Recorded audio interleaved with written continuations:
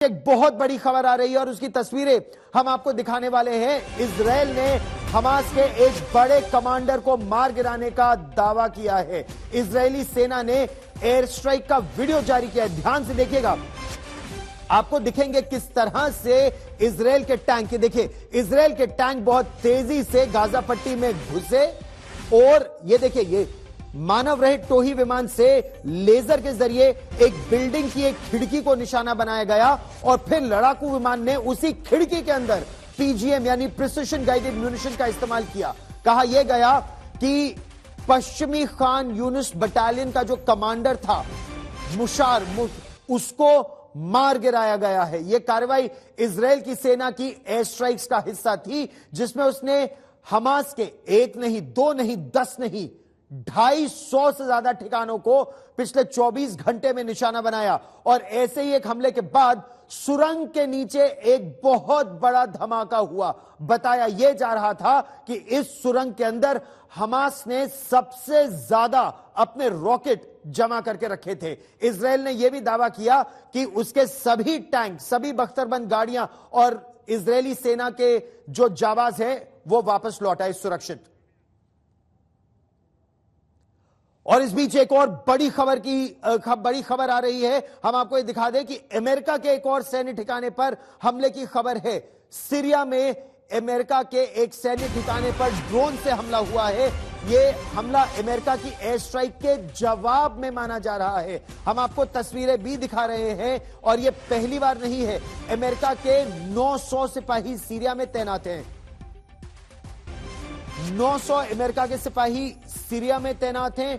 2500 America के सिपाही Iraq में तैनात हैं और उन पर 11 अक्टूबर से लेकर अब तक लगभग 15 अटैक्स हो चुके हैं। ये अटैक्स ड्रोन से किए गए हैं, बमबारी ड्रोन से, विस्फोटक ड्रोन से फेंके गए हैं। 20 से ज्यादा अमेरिका के सिपाही घायल हुए। उसके बाद अमेरिका ने आज पहली बार बड़ी जवाबी कार्रवाई की। सीरिया में आतंक के ठिकानों को ध्वस्त किया, लेकिन उसके बाद एक और ड्रोन अमेरिका के बेस पर भेजा गया। यह दिखाता है कि जो आतंक का समर्थन कर रही पार्टियां हैं, यानी ईरान जिस तरह से सीरिया में अलग अलग जगह, ये डेरे जोर का वो इलाका है जहां अमेरिका के बेस पर ड्रोन स्ट्राइक की आतंकवादियों ने। ये तब जब अमेरिका ने अपने लड़ाकू विमानों का इस्तेमाल किया और अमेरिका ने आतंकवादियों के ठिकानों को निशाना बनाया सीरिया में। तो आप ये देखिए कि यह युद्ध अलग अलग क्षेत्र में बढ़ता जा रहा है। केवल इजराइल बनाम हमास नहीं रहा यह युद्ध। अब सबसे बड़ा प्रश्न यहां यह उठता है कि बहुत बहुत तेजी से क्या यह युद्ध केवल इजराइल बनाम हमास ना होकर अमेरिका और ईरान के बीच महायुद्ध की घंटी बज रही है? यह सवाल अमेरिकी ठिकानों पर ईरान समर्थित आतंकवादियों के हमले के बाद उठ रहा है। अमेरिका के पलटवार से फिर यह प्रश्न खड़ा हुआ है। आज अमेरिका ने सीरिया में ईरान समर्थित ठिकानों पर हमले किए और उसके जवाब में सीरिया ने अमेरिकी ठिकानों पर दोबारा हमला किया। और यह दिखाता है कि जो आतंकवादी हैं वो भी हार नहीं मान रहे हैं फिलहाल। सीरिया में इराक समर्थक संगठनों पर अमेरिका का बड़ा हमला। क्या ये अमेरिका और ईरान में जंग की शुरुआत? इजराइल और हमास के बीच जंग अब अमेरिका बना ईरान की जंग में तब्दील हो सकती है, क्योंकि अमेरिका ने भी पलटवार करना शुरू कर दिया है। इराक से सीरिया तक अमेरिकी ठिकानों पर लगातार हमले हो रहे थे, जिसके जवाब में सीरिया में ईरान के इस्लामिक रिवोल्यूशनरी गार्ड के ठिकानों को अमेरिका ने निशाना बनाया। इजराइल हमास के युद्ध का असर अब सीरिया में दिखना शुरू हो गया है। सीरिया में पिछले कुछ दिनों से लगातार इजरायली फोर्सेस ने एलेप्पो और डमेस्कस एयर बेसिस के ऊपर हमला किया था, ताकि जो सामान ईरान वहां पहुंचा रहा है हिजबुल्लाह के लिए, उसके ऊपर रोक लगाई जा सके। कल अमेरिका ने डायरेक्ट अटैक्स किए हैं पूरी सीरिया में 2 बेसिस के ऊपर, जिनका पेंटागन का कहना है कि इन बेसिस को ईरान रिवोल्यूशनरी गार्ड कंट्रोल करता है और यहीं से ड्रोन अटैक्स किए गए थे। बड़ी बात यह है कि हमलों से 24 घंटे पहले ही अमेरिकी राष्ट्रपति जो बाइडेन ईरान को इन हमलों को लेकर चेतावनी दी थी, लेकिन ईरान पर ना तो इन हमलों का असर होता दिख रहा है, उसके तेवर अमेरिका को लेकर अब तक बहुत सख्त है। ईरान की इस धमकी में दम है, क्योंकि मध्य पूर्व में अमेरिका की मिस्र, Israel, Jordan, Syria, Iraq, Saudi Arab, Kuwait, Bahrain, UAE, Qatar, Oman में सैन्य ठिकाने हैं जहां अमेरिकी सेना तैनात है, जिन पर हमला करने के लिए ईरान ने Lebanon, Syria, Iraq, Yemen, Gaza और बहरीन में आतंकियों का नेटवर्क बना लिया है। जो लगातार हमास और इजराइल के बीच लड़ाई के बाद अमेरिका को निशाना बना रहे हैं। 17 अक्टूबर से 26 अक्टूबर के बीच इराक में अमेरिकी सैनिकों पर 12 अलग अलग हमले हुए। वहीं सीरिया में 4 बार अमेरिकी सेना को ड्रोन और रॉकेट से निशाना बनाया गया। अमेरिका का कहना है कि इन सभी हमलों के पीछे ईरान है। दुनिया जानती है कि ईरान ने ही हमास को पाला पोसा और खड़ा किया। उसी ने हमास को पैसे दिए, हथियार दिए, युद्ध की तकनीक दी। लेकिन इजराइल ऐसे युद्ध का आदी रहा है। गाजा पट्टी की धज्जियां उड़ रही हैं, अंधाधुंध तबाही हो रही है, लाशें बिछ रही है। दुनिया भर में इजराइल के खिलाफ प्रदर्शन हो रहा है, लेकिन इजराइल अड़ा है।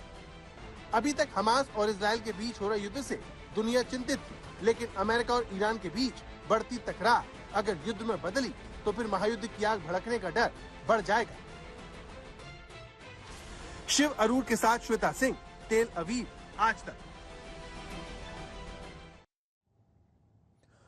और आपको सीधे लिए चलते हैं टेल अवीव। इस समय मेरे सहयोगी राजेश पवार हमारे साथ ज्यादा जानकारी के साथ जुड़ रहे हैं। राजेश, किस तरह से आप ईरान की धमकी और अमेरिका के अटैक के बाद जिस तरह से काउंटर अटैक किया है आतंकवादियों ने सीरिया में, किस तरह से आप उसे देखते हैं? देखिए गौरव, मुझे लगता है कि जब ये युद्ध आगे अगले स्तर पर जाएगा तो इसमें कहीं ना कहीं ईरान इन्वॉल्व होगा और इसका एस्केलेशन सीरिया से ही होगा, क्योंकि सीरिया में अमेरिकन बेसिस हैं और सीरिया में ही जो ईरानियन प्रॉक्सीज हैं उनके बेसिस हैं, रशियन बेसिस हैं।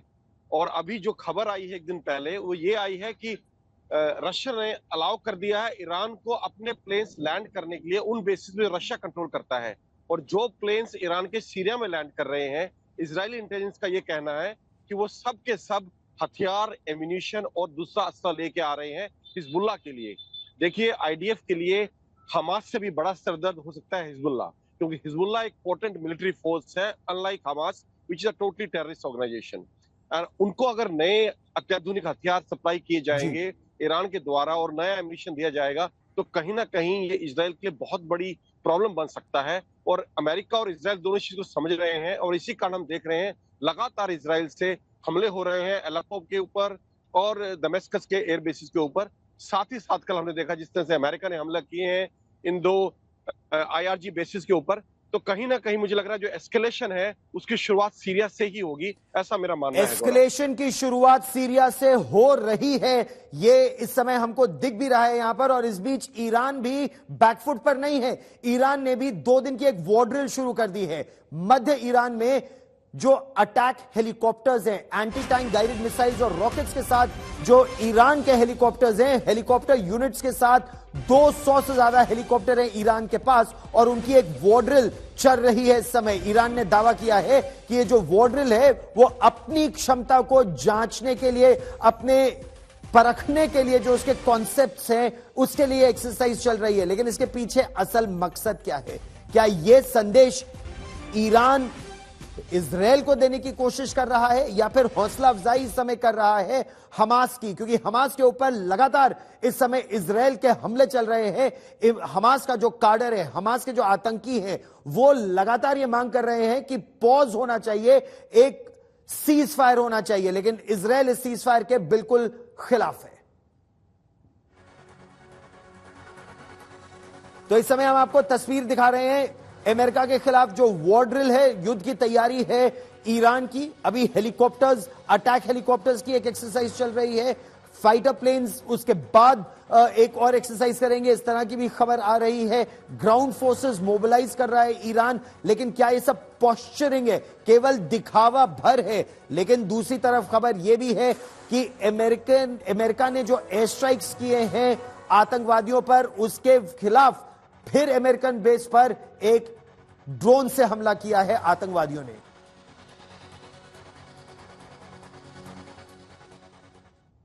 और इस बीच एक और बड़ी खबर आ रही है, ईरान ने इजराइल के बंधकों को लेकर एक बड़ा बयान दिया है। बयान यह दिया है कि हमास बंधकों को छोड़ने के लिए तैयार है, लेकिन 250 बंधकों के लिए इजराइल को 6000 फिलिस्तीनियों को छोड़ना होगा जो इजराइल की अलग अलग जेलों में बंद हैं।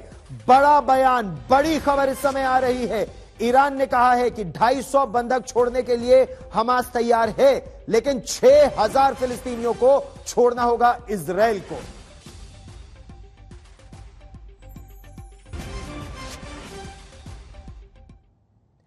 इस बीच इजराइल ने हमास को जड़ से मिटाने की कसम खाई है, लेकिन गाजा पट्टी पर उसकी कार्रवाई के दौरान मरने वालों की संख्या 7000 के पार जा चुकी है। अमेरिका को इस आंकड़े पर यकीन तो नहीं है, लेकिन जो खाड़ी के देश हैं, जितने भी अरब देश हैं उस पूरे क्षेत्र में, वो इजराइल पर नरसंहार का आरोप लगा रहे हैं। और इसके जवाब में इजराइल ने यूनाइटेड नेशंस के मंच पर पूरी दुनिया को हमास की बर्बरता का वीडियो दिखा दिया और यह पूछा प्रश्न दुनिया से कि आपको इजराइल के लोगों का मरना नहीं दिखता है, आपको केवल हमास और फिलिस्तीन दिखते हैं। क्या कहा इजराइल के राजदूत ने यूनाइटेड नेशंस में, देखिए ये रिपोर्ट। 7 अक्टूबर को दक्षिणी इजराइल में हमास के इस हमले के 3 हफ्ते हो चुके हैं।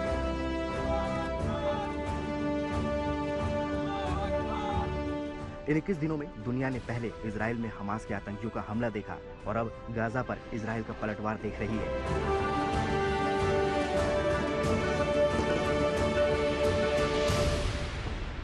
इजराइल की तरफ से हमलों में भयंकर तेजी आई है। गाजा पट्टी की तरफ से रॉकेट दागे गए हैं, उनकी संख्या में बढ़ोतरी की गई है और इसका सबसे बड़ा कारण है कि इजराइल चाहता है जल्द से जल्द इस युद्ध का वो अंत कर सके। बहुत जरूरी है उसके लिए कि वो हमास के उस पूरे ढांचे को नेस्तनाबूद करे और एक एक करके जो कथित पदाधिकारी हैं हमास के, जो उसका डिप्टी कमांडर है, उसका मारा जाना भी एक बड़ी कामयाबी इजरायली फोर्सेस के लिए, आईडीएफ के लिए। दरअसल जितनी भी जो सीमावर्ती इलाके हैं वहां से जो आम लोग हैं उन्हें पूरी तरीके से निकाल लिया गया है, इवैक्यूएट किया गया है, ताकि वहां पर निर्बाध इजराइल की तरफ से आक्रमण चल सके। इस बीच इजराइल के प्रधानमंत्री बेंजामिन नेतन्याहू दक्षिणी इजराइल पहुंचे। तबाह हुए घरों को फिर से बना रही टीम के बीच नेतन्याहू पहुंचे तो उन्होंने हमास को कुचल देने की हुंकार भरी। संयुक्त राष्ट्र के मंच से इजराइल के प्रतिनिधि गिलाड एर्डन ने हमास के बर्बर हमले का एक वीडियो चलाकर फिलिस्तीन और अरब देशों का मुंह बंद करने की कोशिश की, जो गाजा पर हमले को इजराइल की बर्बरता बता रहे हैं। इस वीडियो के जरिए इजराइल के राजदूत ने तुर्की के राष्ट्रपति एर्दोगन को भी जवाब दिया, जो इजराइल हमास जंग को धर्म का रंग दे रहे हैं। दूसरी तरफ यूएन में इजरायली राजदूत के वीडियो पर जॉर्डन के विदेश मंत्री ने तीखा वार किया है। वहीं फिलिस्तीन ने तमाम देशों को कटघरे में खड़ा कर दिया। उसके राजदूत रियाद मंसूर ने पूछा, 1000 फिलिस्तीनियों की मौत पर हंगामा खड़ा करने वाले अब चुप क्यों हैं, जब हर दिन 1000 फिलिस्तीनी मारे जा रहे हैं। गाजा पर इजरायली बमबारी पर जब ये जुबानी जंग छिड़ी है, तब हमास भी चुप नहीं बैठा है। उसने गाजा से कल रात भी इजराइल पर रॉकेट दागे। तेल अवीव के ऊपर आयरन डोम ने हमास के सारे रॉकेट को हवा में ही तबाह कर दिया और जान माल का कोई नुकसान नहीं हुआ। आज तक ब्यूरो।